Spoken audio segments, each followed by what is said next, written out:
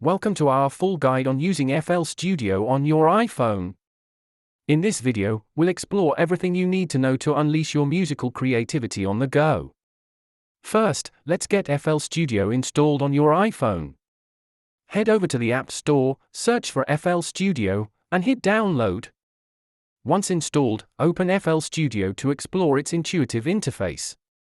Here are the key features you should get familiar with. Let's create your first project. Follow these steps to lay down your initial beats and melodies. Explore the sound library to find your desired instruments and samples. Let's dig into the treasure trove of sounds. Now, let's adjust your levels and effects using the mixer. Here's how to create the perfect mix. Recording and editing MIDI is fundamental for precision and creativity. Here are some tips to help you out. Arranging your track is where the magic happens. Let's break down patterns and make a cohesive playlist.